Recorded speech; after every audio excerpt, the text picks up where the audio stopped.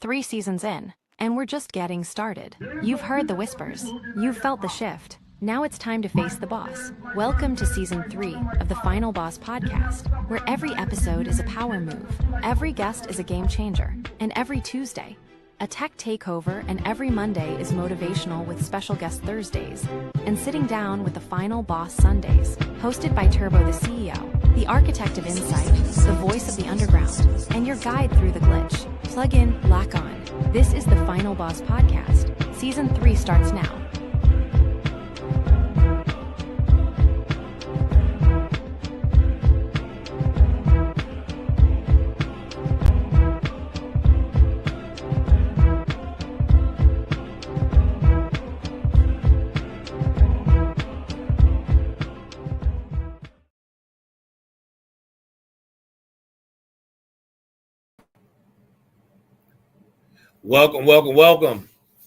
Welcome to Season 3 opener of the #1 podcast in the world. I'm claiming it, and we're just going down right now, man. Listen, the Final Boss podcast. I'm your host, Turbo the CEO, and I got a treat for you guys tonight. Tonight, we're doing a double dipper. We doing a double dipper, double tripper. We dripping in double. He closed out season 2. He closed out season 2 with a spectacular, phenomenal show for the 100th episode, ending out season 2. And we're bringing him back for the opener, because we got more to talk about. For the opener of the Final Boss podcast, because we're back, baby. Listen, my man and probably distant cousin, I'm gonna throw that out there because we probably related. My man Hector Williams, man, let's give him a clap, man. Let's bring him on board. Yo, Turbo, the CEO. What's up, sir? Salute. Boom. Yes, sir. Back in the building, What's going on? Welcome back, man. Welcome back, like we used to say in DC in the 80s. Welcome back like cook crack, baby. Yes, sir. We back in the building. Let's go. Let's go, man. How was the first, before we get started, man? I gotta thank my supporters out there. Thank all the smarts, motivators, final bosses. Hey guys, I appreciate you. Please continue to contact us on all the social media sites. Let us know if you have any questions, concerns, and you'd like to be on the show. Send us an email at info@TheFinalBossPodcast.com, and we would get back to you, man, and let's make the magic happen. But tonight, man, we get ready to season 3 is going to be crazy. Let me tell you, season 3 is going to be crazy. This is episode number 101, and the title of tonight's episode is DC to Hollywood, because I got my man Heck, my distant cousin, my man Heck over here. Yeah, they don't know about that, baby. Look, and we're gonna cover all the grounds. We're gonna hit all the points. And it's going to be a great and fantastical show. Let's give it up for him one more time. Boom. Let's go. So tonight's brass tacks comes from an anonymous. It's anonymous. I'm going to just say it's anonymous because it says it's anonymous. Entrepreneurship is living a few years of your life like most people won't. So you can spread the rest of your life like most people can't. That's crazy. That's tough, man, right there. That's profound, bro. That hit right there, man. Yeah, that's tough. Yes, sir. So, how you feeling, man? I'm feeling amazing, dude. Man, I'm feeling amazing, man. I'm so glad to be back, man. Like, let me tell you, I needed the time off so I can restructure and get some Yeah. things together, man. I'm going for the number one spot. You see, I got the crown on the mic and the crown in the background. I'm going for the number one spot. Yeah, and that's why you need that balance, dude. Man, we got to, man. Got to. So I feel good, man. I was getting anxious. That little time off. It was a couple of weeks. I know, right? Twiddling your thumbs, like, what am I do? What am I do? I'm trying to get back. Exactly. Look, school was out. No podcast. I was only doing Motivation Mondays. As a matter of fact, all the shows are back. To all my viewers, listen. Special guest right here every Thursday at 9 p.m. live. Then we're going to go Sunday with me, sitting down with the Final Boss Sundays. Then on Monday, we have Motivation Monday, which is in 2 parts. Crack of dawn, and then at 9 p.m. live.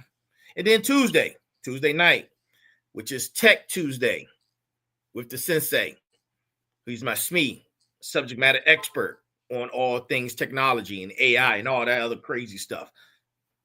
Tuesday. Those are the 4 shows, man. So make sure you tune in for all of those. And right now,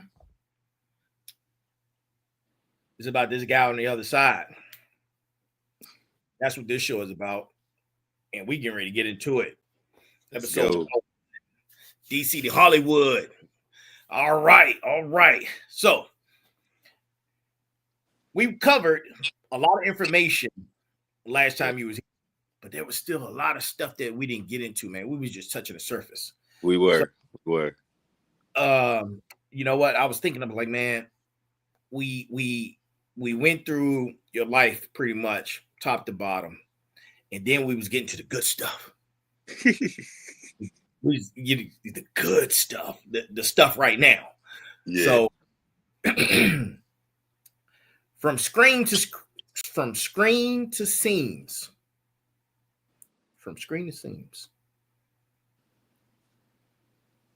let's talk about how entertainment met entrepreneurship. And you, the mastermind that you are, were able to put it all together. Wow. Great question. Let's see, where would I start? Because the thing was, Hollywood, it was never really on my mind. I can honestly. Dig it. It was more so at the time, like I was sharing in the first segment, or in the last segment rather. I was just trying to hustle, dude. I was just trying to hustle because when you don't have that full-time income any longer, right, the bills keep coming. Yeah. And you can't tell them, hold tight. Yeah, they not hearing all of that. No. So for me, man, it was more so about the hustle. And out of the hustle came opportunities. Mm-hmm. And it just so happens that one of the opportunities led me to, I guess you could say, the big screen. Not me being on front of the big screen, but being behind the big screen, or at least having my products or my garments on the big screen. Right. And then from there, dude, it just spread because I'm a networker like you. So Absolutely. Once you get me in the building, I'm gonna shake and move and find out who I need to meet. And that's exactly what happened. Look, last week, I think it was I don't know what day it was, but I know I started seeing all the posts sometime last week and all the Rammies. First of all, let me say this.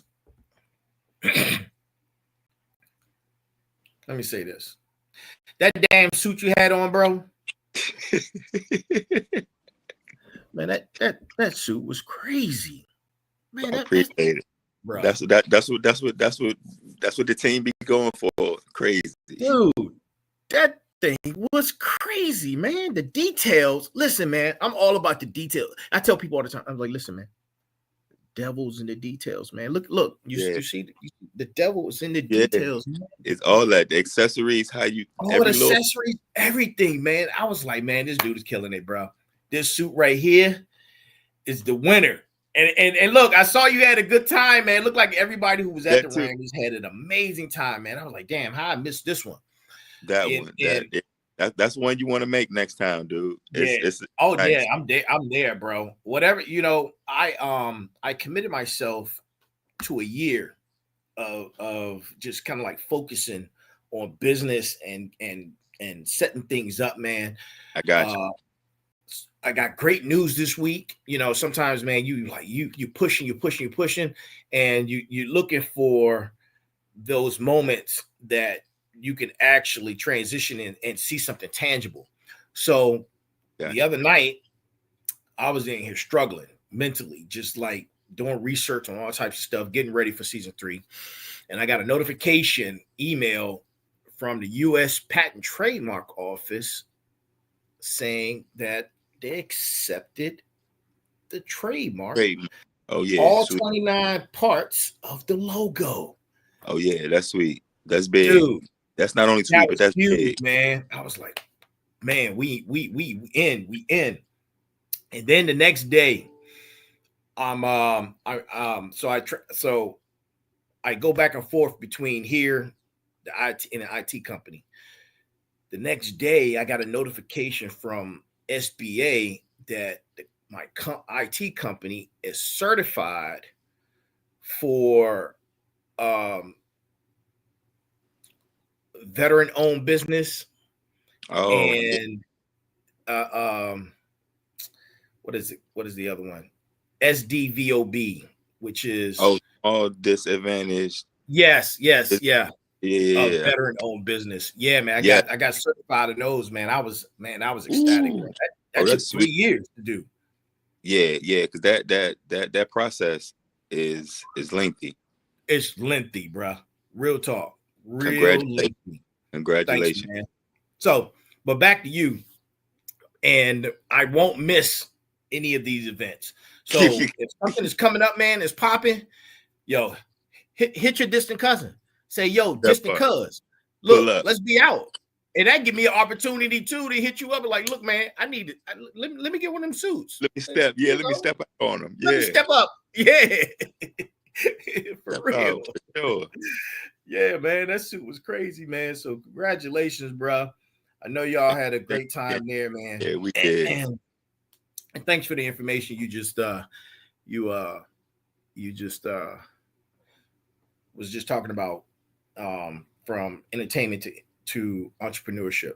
And as we speaking on that topic, there's a subtopic in there where somewhere between the two, your focused shift from the entertainment to building your fashion empire.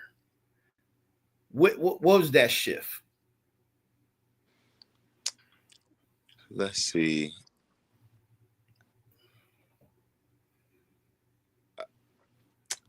Man, I think once I realized I had some momentum, I guess you would. Yeah. Once I realized I had some buzz, it was like, okay, heck, you gotta go hard with it now. Right. Because my stuff started to be on high profile clients that the world now could see.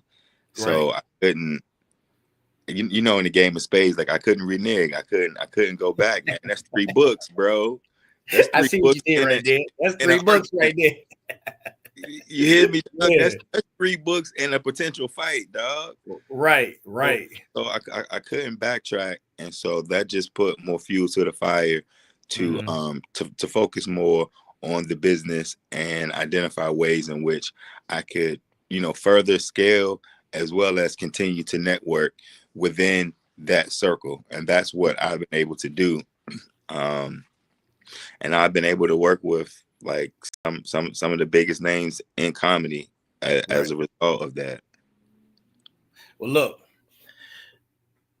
You just mentioned something very profound. Spades, right? You did 3 books. I'm gonna tell you that was then, right? And you've been scaling business since. So you scaled, and now you pulling Boston's, bro. Yeah, you pulling Boston's. I see. Every now and again, you get that hand. You get that hot hand. So man, people, listen, pulling Boston's is crazy, but being in the entertainment industry, did it enhance your fashion cues and designs? Did it enhance it? Absolutely. Okay. I will say, because people that are in the entertainment or that creative space, right, they don't come at you with the regular degular, give me a navy blue suit. Yeah. They gonna come at you and they want all bells and whistles. Yes, sir. And it's going to and it has challenged me to work on projects that I had never worked on before. To come up and create designs that I hadn't designed before, and to have my team work on projects that they hadn't worked on before. So it has definitely helped expand my vision as well as my expertise, and because of the experience. And because, like I said, with those type of clients, they're able to push the limits in terms of something being, either trendy or risque or sexy, because a lot of times they're only going to wear it once time, right? And their goal is for eyes to see it and then say something, right? So a standard or a traditional navy blue suit might not do it. Yeah, that's not gonna cut it. But if we add some bells and whistles, then we in business. Right. Oh man. Thank you, man. Appreciate that, man. That's a good point. Were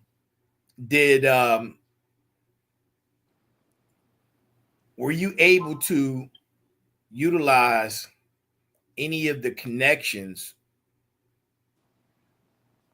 How can I say this? We're both networkers. Were you able to network and utilize some of your Hollywood connections and it helped build? I know most of your stuff is word of mouth. Right. But how did that process happen? Like, there's a process in between there where you went from your first client, your first tier 1 client, to now you have all the clients.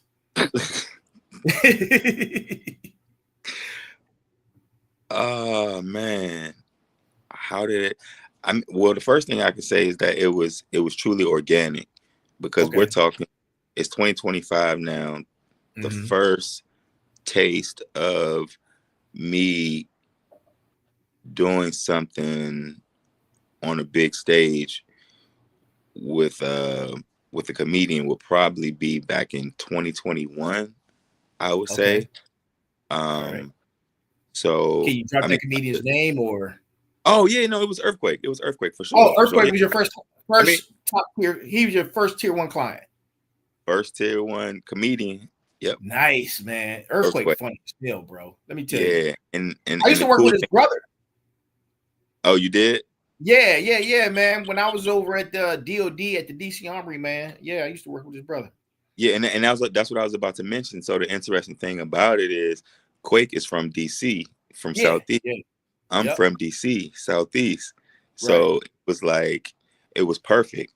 But what I was saying is that, so he was my first tier 1 client in comedy. And what I would do was, because he was on tour, the comedy game has changed now. So now when they go on tour, it's not just them how it used to be back in the day. And the Kings of Comedy changed that. So now you have groups of comedians going on tour at the same time. So now you, as a consumer, you have the benefit of now seeing multiple comedians in one night. Correct. So in that same vein, for me, when I'm going to support or be there for one client, I now have the opportunity to meet all of the other comedians that are on that ticket. Gotcha. And doing so, I introduce myself, and then I share that I've done work with such and such, whoever that name might be. Right. And it started with Earthquake. Okay. And once they knew that I'd done work with Earthquake, that was social proof. Okay. And then the proof was in the pudding, because they started to see, you know, how his suits were, and it was like, oh, okay, we'll give you a shot. And then that went from Earthquake giving me a shot, that went from Mike Epps giving me a shot, to Donnell Rawlings giving me a shot, Ryan Davis giving me a shot, D.L. Hughley giving me a shot. You know what I'm saying? Yeah. And so that's over time. Right. And that's over time. And because, like I said, a couple of them were on the same ticket for a tour. So I was seeing them jokers every weekend. Right. And every weekend, if I got Quake laced and I'm showing up suited and booted, the proof is in the pudding. The proof is in the pudding. Like I said, bro, full Boston, man. Yes, sir.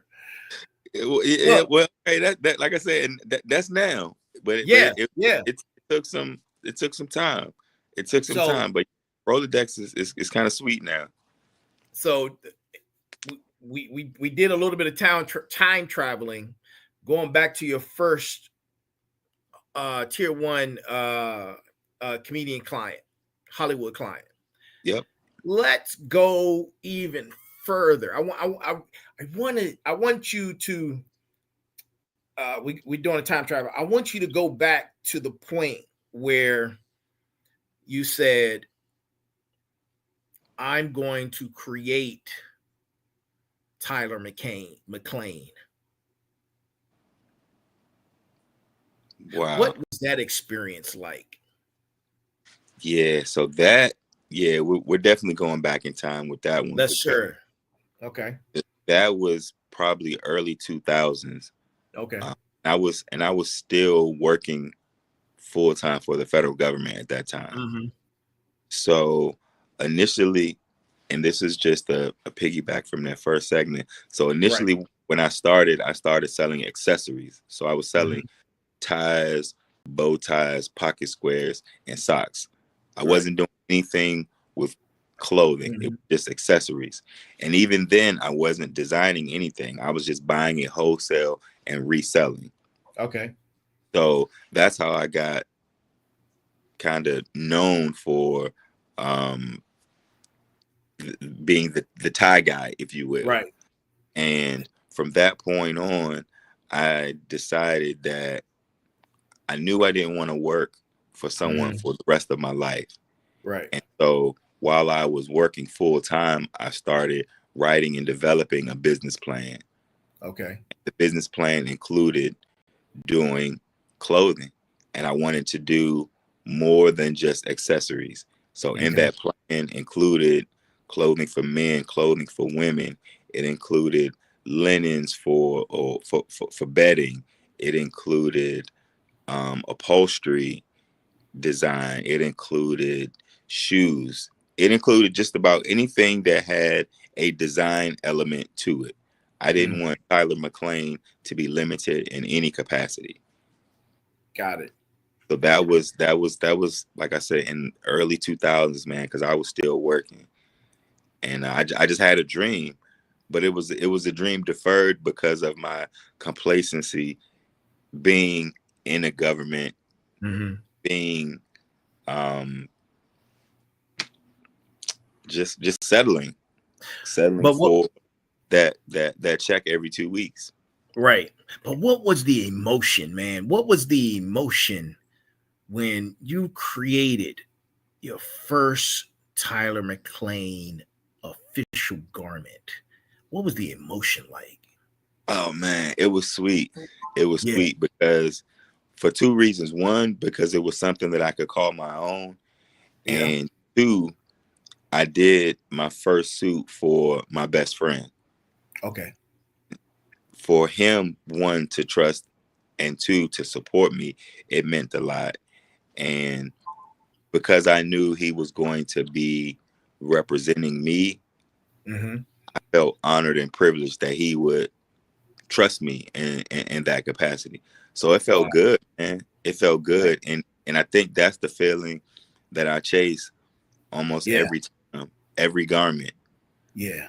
I chase that smile. I chase that thank you. I chase that review when they send me pictures and was like, yo, I killed it at my event, or so many people complimented me, or my wedding was off the chain. Everyone liked my tux, or, you know, whatever little piece it may be.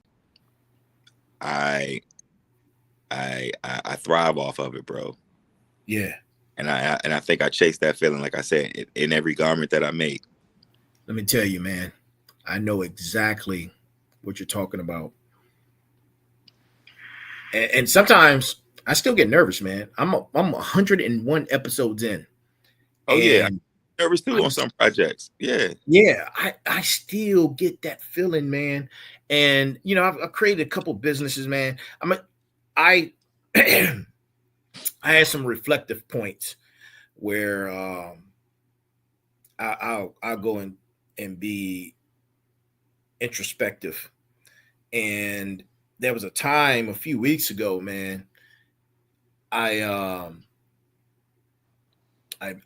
did a deep dive introspectively, and I always talk about the enemy. Your number one enemy is your inner me. And I was allowing him, man, that voice to get in my head, and you know, I was getting down. I was like, damn, bro. I was like, man, this is, I'm like, man, this is rough. And just listening to craziness. And I'm scrolling like I normally do when I'm looking for something as a spark, something to I can see as a little piece of motivation. Gotcha. And there was a guy teaching a class, and he was saying, and this is only God, man. He said, and this happened. He was like, when you hear that negativity, that doubt, the things that your enemy wants you to be comfortable in, because it wants you to be comfortable. It doesn't want you, because challenges create growth, right? And I speak on that on my motivation stuff. But he said you counter the negativity with positive thoughts, with of things that you've already done. So it took me down a rabbit hole, man. And I went back and found all of my old music that I produced when I had my record label.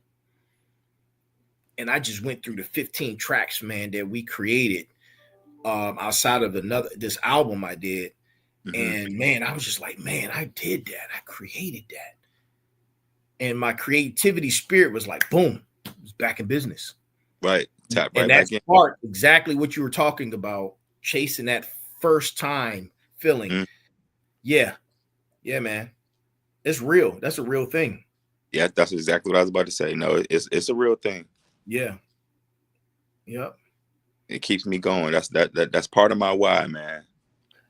Dude, now I had to have you on Motivation Mondays, bro, because I'm always talking about your why, man. Once people, smarts, final bosses, motivators, listen, once you find your why is what keeps you going. It's what pushes you through. When life is pulling you back down, situations, circumstances are pulling you back, your why is what keeps you going, no matter what. The anchor. It's the anchor. Absolutely. Absolutely, man. Wait a minute. You've been watching my Motivation Mondays, bro? Hey, man, I be tapping in every now and again. My man. You already know. I'm trying to get already, man. Yeah, that's a real feeling, man. But thank you for that. So, quick question. Let's pivot a little bit. So, we did time travel a few times, and now we're on the forefront. You're making your garments. You made your first suit for your best friend, and he killed it. Now, my question is, when it comes to bespoke customizations, how do you choose quality and customization over mass market? And I say that because the things I've seen you create, let me say that again. That was crazy. The things I've seen you create, nobody's doing. And I'm a fashion dude. Like, I'm tapped in. Right, dude, nobody's doing what you're doing. And I know that for a fact. So yeah, how do you do that? I think because when I first started, it started as customization and bespoke. Doing mass production was always like on the back burner. Right. And I think for me, I understand that people love the feeling of exclusivity. And people are willing to pay a price and even a premium for such. Absolutely. And I think because that's where I started, I just kind of put a pin in it and said, let me work this lane.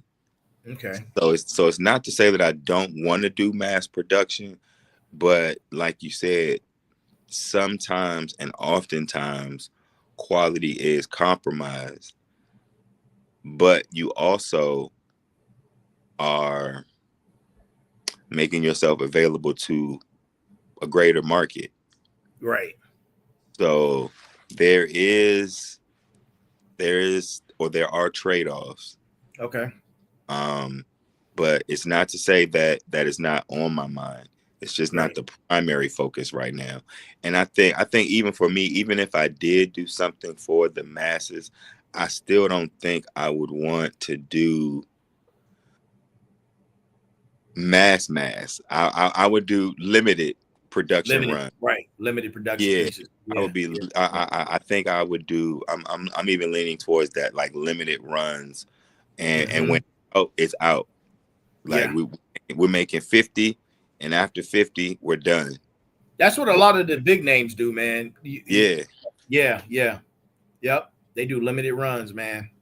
Yeah, and then that cuts down because you don't want to have a whole lot of inventory and things sitting either. So that was another thing initially that I thought about when I was starting. I was like, if I didn't have the market and the people, but I have all of these pieces of clothing, what am I going to do with them? Right. I said, let me build the demand, let me build the audience, and I can do that much more easily, one garment at a time. And then on top of that, each garment being different. Like when you mass produce, you're producing one of the same garment a million times. Yeah. So again, for me, that the thought is definitely still there, still, but I appreciate exclusivity, and I appreciate that people appreciate exclusivity and are willing, like I said, to pay for it, and sometimes even at a premium. Right. So, ladies and gentlemen, let me tell you, his list of tier 1 customers. Let me give you the list because I've done my homework. Let me know if I'm wrong. He's styled and has done customizations for Earthquake, Donnell Rawlings, Mike Epps, D.L. Hughley, newly found. Well, I wouldn't say newly, but he's new in the scene. Ryan Davis, NBA VP David Booth. Yes, sir. Hill Harper. Yeah. Yep. Pastor Mike Freeman. Yep. And man, the list goes on. Though I just dropped a few. I'm dropping a few to let you guys know that this is serious business here. Yeah. Right? This is serious business, and this is what we do on our special guest episode. Business entrepreneurs, community leaders, political activists, people who work in charity. And you know, I love community leaders, man. If you're a community leader, you want to come on the show, come on the show. Let's talk about it. But with each client, he's built a relationship. That relationship is helping him build his empire. That's how it works. And you just said That's how it works, ladies and gentlemen. Smarts, motivators, final bosses. That's how it works, man. I hope you guys are taking notes, man, because you can do it too. Absolutely. Very possible. We can you got to do dedicate yourself. Yeah. Absolutely, you can. Just take it one step at a time, bro. One day at a time. Because, like I said, one day at a time, man. And to go back to the brass tacks, entrepreneurship is living a few years of your life like most people won't. So you can spend the rest of your life like most people can't. Mm-hmm. That's what it's about. You have to dedicate it to yourself that this is what you want to do. Listen, if you, and nothing against anyone who works a 9-to-5 or who's happy being employed. Everybody should be happy being employed. You have a job. But let me tell you, that job is not going to get you rich. Not at all. The job is not going to get you rich. I don't care. It's not alone. Unless you have a mentor and somebody is assisting you with doing outside investments and things of that nature. The job alone is not going to get you rich, man. Right. And I hate to say that. It's going to keep you where you at and comfortable. Right? This is the ocean. This is your head above water. This is you. This is where you're going to be. Right here. Mm-hmm. So, you know, I just had to put that out there, bro. You know. Nah, that's real. That's real. Yeah. You got to start working on something while you're there. Man, yeah, exactly. So that's always, you know, like I tell people, like, they be like, man, you do what you do full time. It must be nice. I'm like, yeah, but I didn't start this way, dude. My situation did not start like that, and it wasn't a smooth transition either. Right. Some people have the opportunity. Is it? Some challenges. Nah, that's what I'm saying. And so some people, they have the opportunity to still work their 9-to-5 and dedicate time to another effort and benefit from both. Like I didn't. Mine stopped. I had one and it stopped, and I had to build the other one. Right. There was no smooth transition. It wasn't no smooth passing of the baton on that one at all. Yeah, we dropped that baton and was disqualified. we had to wait a whole another 4 for the next round of the league. You feel what I'm saying? Yeah, you had a full stop. I was out of that race. That was done. Yeah. Done. Right. You know, going back to our first segment, man. If you guys get a chance, if you haven't seen it, I know most of you have. Go check out the 100th episode, which was the last episode of season 2. There was a point where we were talking about entrepreneurship and how it starts here. You become a CEO before you become a CEO. You become an entrepreneur before you become an entrepreneur. Like you were working for the government. I was working for the government. But we in the back of our minds, we knew that wasn't going to be our mainstay.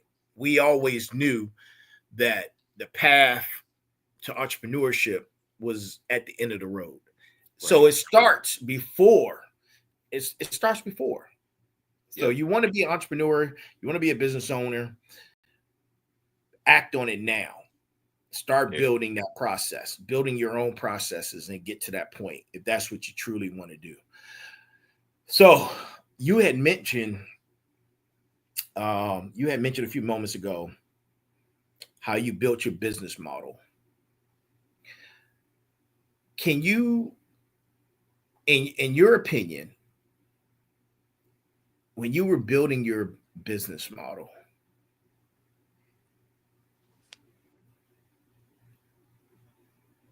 can you discuss each aspect of that business model that made you be where you are right now?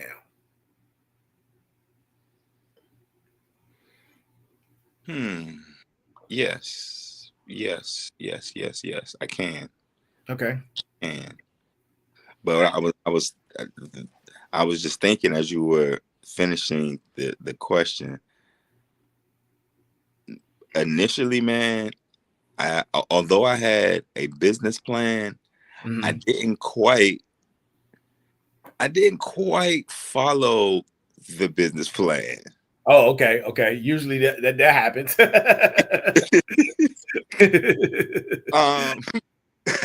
But I would not recommend that.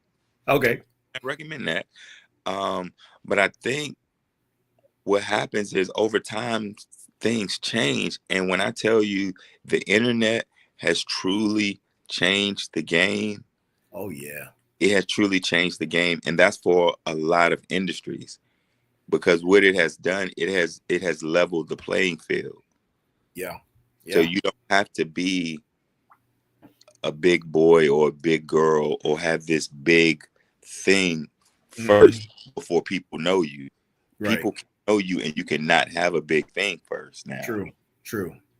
So I think for me, I just was able to take advantage of that, meaning taking advantage of social media, because when it first came out, it was for fun.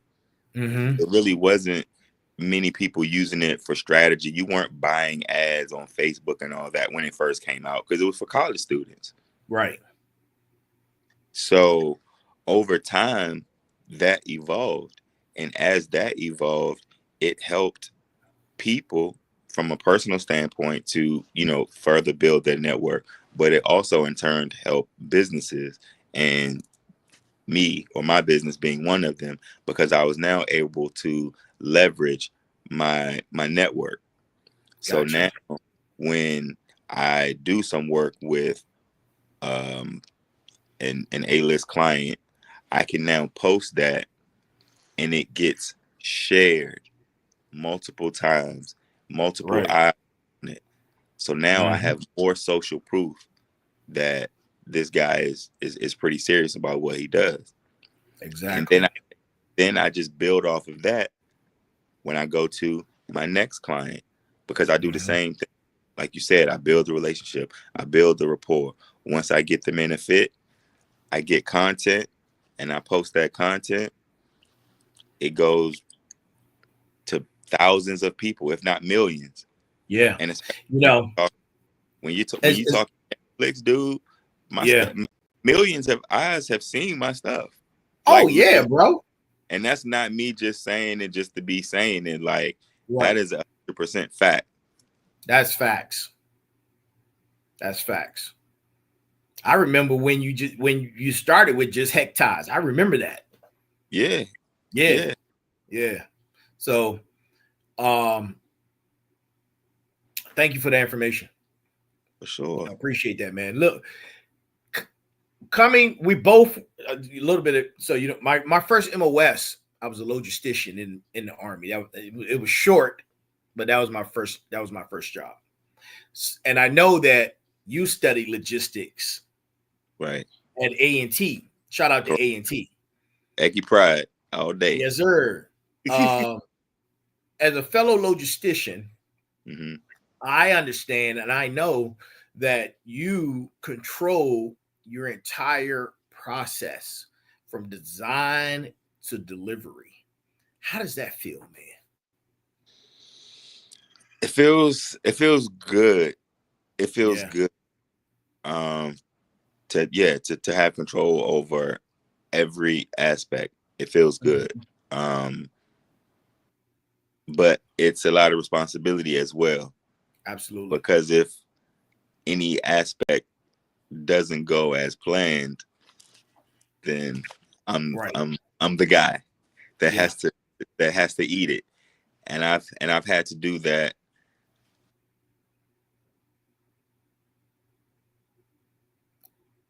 Yo, Heck, I lost you. He'll be right back, ladies and gentlemen. I think he had some technical difficulties. And as soon as he gets back, we'll finish the conversation. I hope everyone is enjoying our first episode. Look, I'm going to throw a flag on the play. Boom. Flag on the play. Flag on the play, man, because why not? Why not throw a flag on the play? This is our first episode, man, of the new season. Season number 3. Season number 3. Man, I got the lineup and the different topics. It's crazy stuff, man. We are going to be hitting a lot of different points. Our next episode, which is sitting down with me, will be on Sunday, live at 9 p.m. And then we're going to be on for Monday, 2 times on Monday at the crack of dawn. And then at 9 p.m. for Motivation Mondays. He's back. Let's get him back in. My bad, dude. Oh, no worries, man. We continue the show, bro. It's all good. Where did I leave off at? We were talking about you being a logistician. We were talking about your processes. Yeah. And being able to control every aspect. Yeah. Right. But what I was saying was it's a lot of responsibility because if something goes awry in any part of that process, then I'm the fall guy. And I was saying that there has been times when I've had to pay the price. Yeah.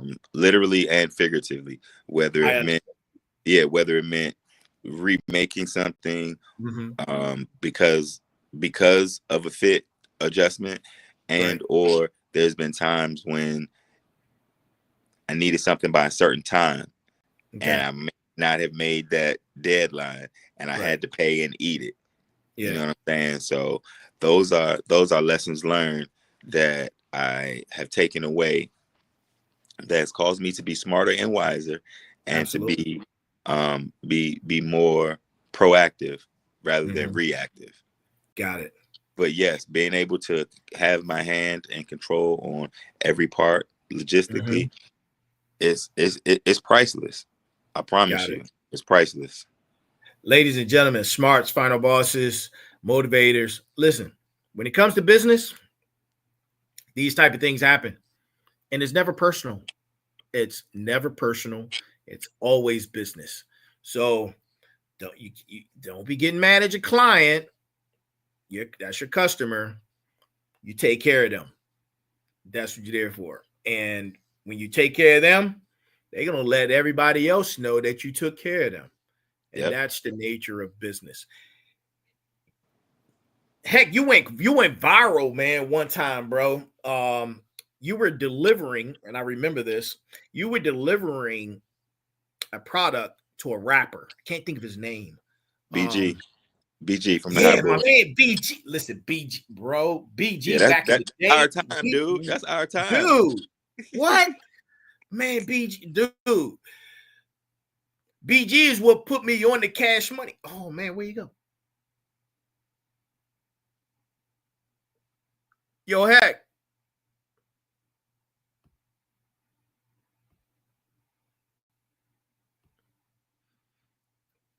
speaking of which, BG, which was his customer, that went viral. BG is what put me onto Cash Money Records, man, back in the 2000. His music was crazy. The beats were raw. The lyrics were authentic and official. And shout out to BG, man, because yeah, I wouldn't have known about Cash Money if it wasn't for BG. But Heck could be back. These things happen. These things happen. And when they do, you have to adjust. You have to adjust and keep going. And look at that. Look like he's Hey, dude. He's back. Yeah, because they calling and I'm doing it on my phone this time instead of my laptop. That's why. Gotcha. Yeah, but it was back to BG. Yeah, go ahead. You were saying BG, right? Yeah. So I was just telling everyone that BG is the reason he put me on the Cash Money from the 99 to 2000. It was because of BG. And bro, dude was authentic, man. He was raw. His beats were crazy, man. And that 99 2000 era, the drug game was heavy, 80s and 90s. Yeah, for sure. If you grew up in DC, look, it's just one of those things that happen. Right. It's one of those things that happened. The era was the culture was here. And it was touching everything. There was no way you were not involved. I'll say that. There was no way you were not involved in that culture between the 80s and 90s here in the District of Columbia. And that's it. That's all I'm gonna say about that. Right. But man, that's where the hustler mentality comes from, man. Yep. That's where the hustler mentality comes from. Nah, but that was cool working with BG though. Oh yeah, man. That's my man, bro. $100 grand BG, bro.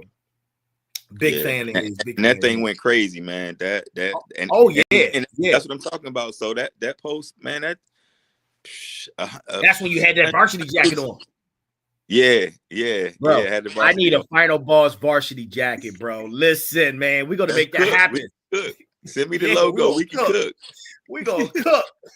We're gonna cook, ladies and gentlemen. Yeah, but that post, that thing went crazy. That post went crazy, man. And that's what I'm talking about. So when I do stuff like that, I got hundreds of thousands of eyes on my stuff. Yeah. Absolutely. Just like that. Yeah. Absolutely. No magazine, no promo. I ain't have to pay for that. Like, man. That's awesome. And you can't predict that. That's what I'm saying. You can't predict. You can't put that in the business plan. No, you can't. You cannot. And it's funny you said that because I'm all about analytics, man. Analytics. If you're a podcaster, you need to, and you're not about you're not about analytics. You're not a real podcaster. Analytics is so important, and you have to look. You're looking at your views, you're looking at your interactions, you're looking at your comments, you're looking at all your likes and all these other things. It's a buildup. And I go back, man. I got a few episodes that have hit 2 million views, and I'm going back. I'm like, man, what did I do there to make this particular thing happen? And I'm always trying to figure that out, man. But you just don't know. Not with the algorithm, bro. You don't. Yeah, not with the algorithm. History. Listen, you don't know what's going to hit. That algorithm is that monster. Yeah. Hey, dog. But this is why I tell people post anyway, because you never know which one going to hit. Look, what's our comedian we was talking about in the first season? I just saw him the other day. Which one? New, young, young. I hate to say it, he got a lot of kids. You know what I'm talking about. Come on, Wayne. Wayne, yeah, Country Wayne, right? Country Wayne. That business wise, that's a smart motherfucker. All day Real long. talk. all day long. Smart motherfucker, man. Listen, he killing it. This dude, he said a few years ago, before I got into the podcast thing, and he kind of like helped me give me that push over the ridge to do this. He said, man, I get paid $30,000 for something I did 5, 6 years ago, 10 years ago. He's like, create the content. Yep. He a master at that. He said, when it's going to get picked up, somebody's going to see it. And when they do, it's going to run. And then what a lot of people do is once they see something of yours, now they're intrigued. They go way back. Yeah. See what else you get. See what else you did and see what you how you started and things of that nature. Yeah, man. Yeah, man. Shout out to Country Wayne for that, man. But yeah, for sure. Absolutely. Question for you. And we're gonna go over. I don't even care. We're gonna go over. Oh, I can't say that. You have time to go over? How's your time? I got like 5 or 10 more. Okay, cool, perfect. Yeah. Real quick, can you elaborate on how diversification equals domination? Yeah, absolutely. But when I started, I was strictly doing suiting and I was strictly doing men, which was cool because I obviously had a target audience, but I was limited because if I was dealing with someone of the opposite sex, that wasn't my market at the time. So diversification came when the pandemic hit. Okay. Because again, at that time I was only doing suiting and I was only doing men. When the pandemic hit, everything shut down. So men weren't wearing suits for one. And then men weren't even going out. Right. So I had to pivot and I had to figure out a way to diversify. And I had to identify in which ways I was going to diversify. So the first way was I wanted to diversify what my offerings was even to the men. So I started to offer other styles other than formal and dress wear. So then we got, business casual, then you got leisure, and then you got sportswear. That changed the game. But the biggest game changer was when I partnered with other tailors to start doing women's wear. Right. Women's wear, killing it. Because now I'm able to service any and everybody I meet. Gotcha. Man, I bet you made a lot of contacts at the Rannies. And that changed the game, man. Yeah. That changed the game right there. So for me, that is what allowed me to have a more dominating space in the game, because sometimes you have brands that only do things for men or have brands that only do things for women, and that's cool, but again, you're limited. But when you have a brand that caters to men, women, and kids, man, sky's the limit. Yeah, sky's the limit, because anybody's a client. When I walk out my house, anybody's a potential client now. Absolutely. I don't have to just go to the men's meeting anymore. You know what I'm saying? Right. Yeah. And speaking of sky's the limit, man, let's talk future. Let's talk future, man. Tyler McLane's position in the luxury fashion market. Where do you see yourself in the future? Man.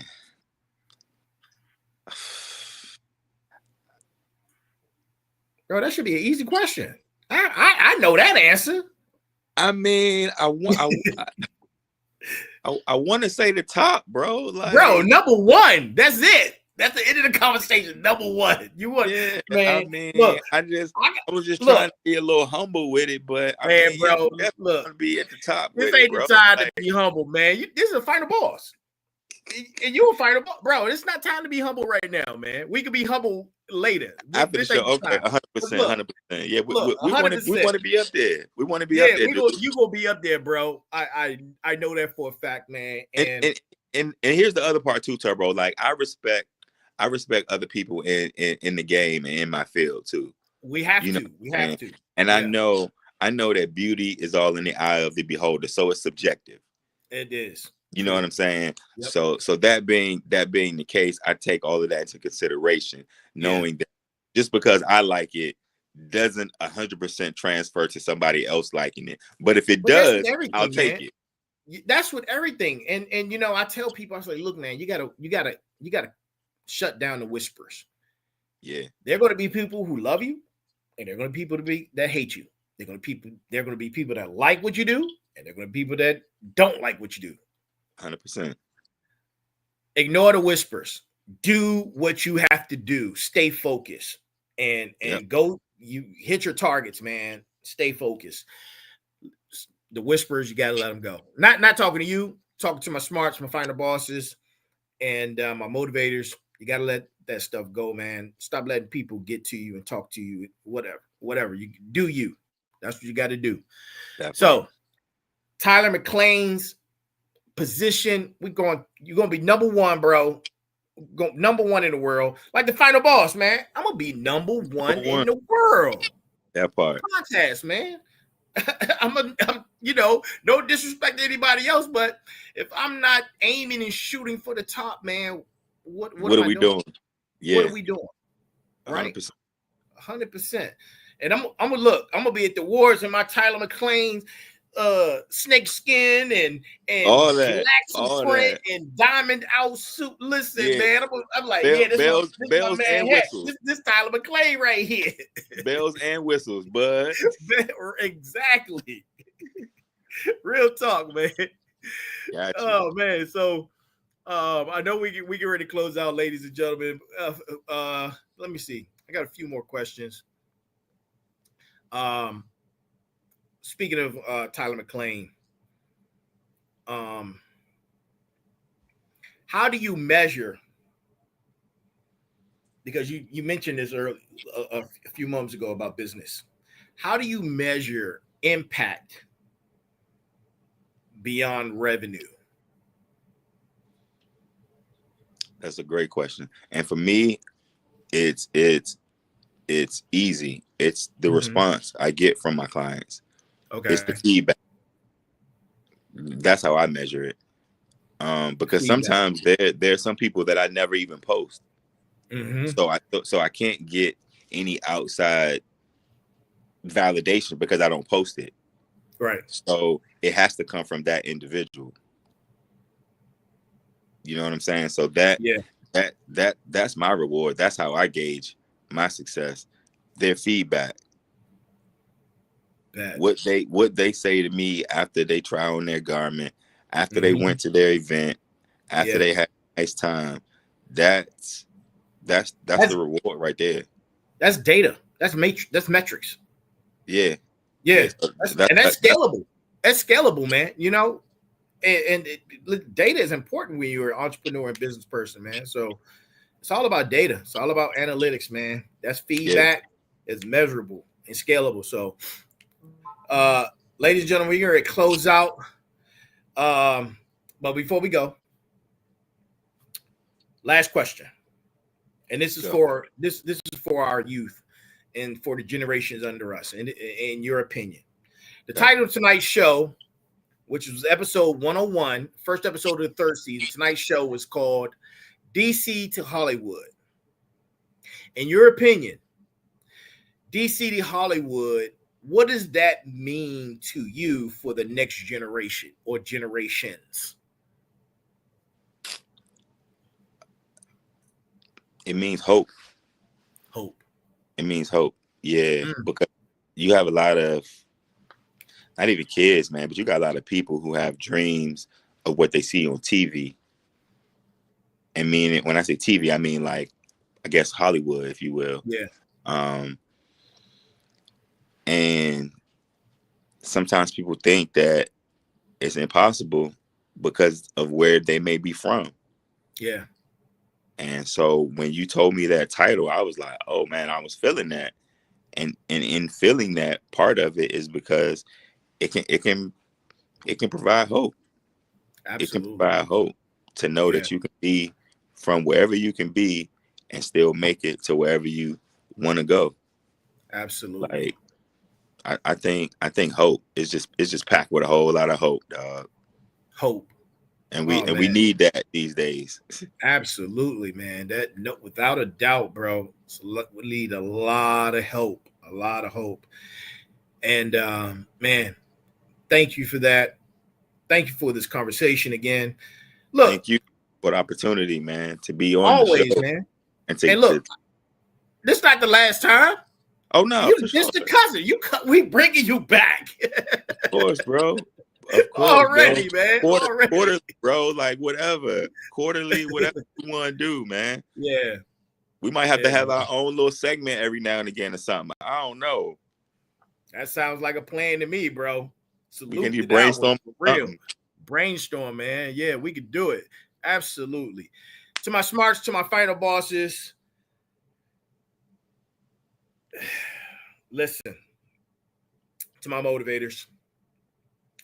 Your Hollywood moment is waiting. Your success moment in what area you live in, DC, Maryland, Virginia, wherever, around the world, wherever you are, that moment is waiting for you to design it. Start designing it today. And that's our show. I love it. Shout out to my man, Hack. All day. Shout out to Tyler McLane, his brand. For sure. Listen, he'll be back. I would definitely be back. This is the TheFinalBoss podcast. I need you guys to be balanced, be equal, and be smart. And good morning to each. Good morning, good afternoon, good evening, and good night to wherever you are watching this episode. Thank you. We appreciate you. Have a great week. Have a phenomenal night. And go design that life that you want to have. You're the architect. I love it. You're the grand architect. You come from the master architect. Yeah. Go design it, man. Love you guys. Be good. See you soon.